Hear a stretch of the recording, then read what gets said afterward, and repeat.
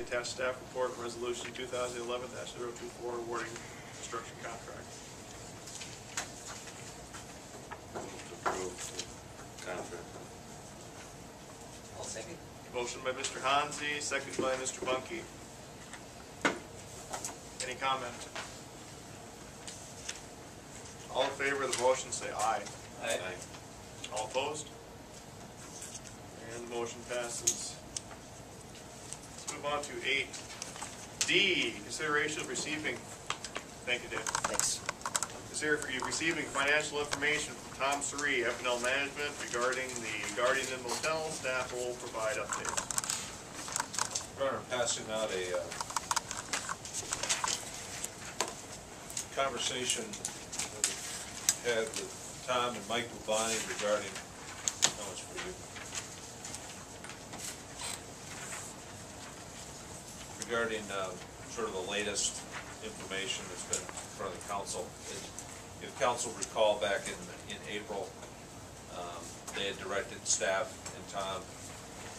You need one, Kathy? There you go. And I do have a couple extras. People, council directed staff back in April to wrap this thing up by June 13th, and so we're continuing to move forward on that. My understanding is the letter from the bank is at the underwriters of the bank, so we don't have a letter of financing from the bank. And I guess I would ask the city attorney to come forward and talk a little bit about a step that we think the council should take, that we would recommend that you would take to bring this thing to a conclusion one way or the other, so that June 13th is sort of the final, let's sign on the dotted line or let's move on date. So with that, I would ask Terry to address the council. Mayor and council members, considering the negotiations that have been taking place and considering your instruction to me to review various aspects of the community center contracts, I'm recommending to the council this time that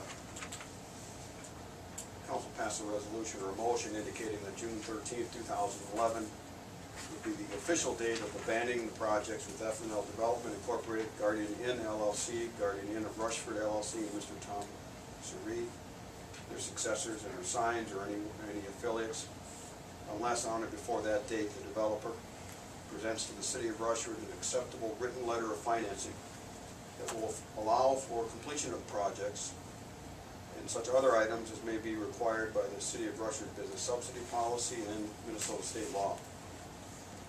I would ask that you direct the administrator to work with me to send appropriate notices to the developer, formally dictating this in writing. I want to let the council know that staff and I have been discussing this at length. We've talked with the League of Minnesota Cities. We are prepared to pursue any and all legal remedies available to the city and to pursue the course of action that you give us.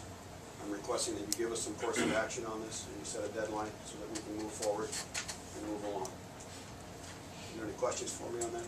Phil? Thank you.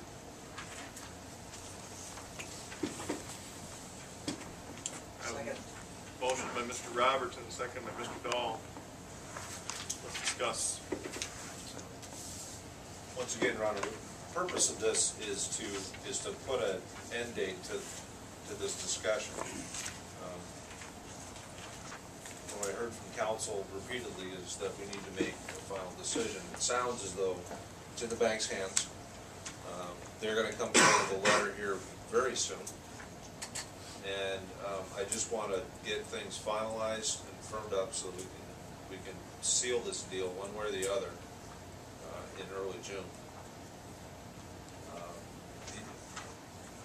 The other issue that I think Tom needs to hear as the developer is what exactly do you need to see in this deal? There's abatement issues. It's on this letterhead, and Mike can talk to this as well. There's options with regards to abatement. There's the $160,000 business subsidy. there's all different manners, ways, shapes, and forms. What we need in order to hit the June 13th deadline is your bottom line as to what we can do to craft this agreement with Tom so that we can put it forward. And he needs to hear from the council what it is that you're willing to live with so that he can finalize this financing. So once again, the motion is designed to put a period at the end of the project and say, that's when it's gonna end, let's move it to a conclusion and get it wrapped up. We're not saying we're not gonna do the deal, we're saying that's when the deal needs to be done.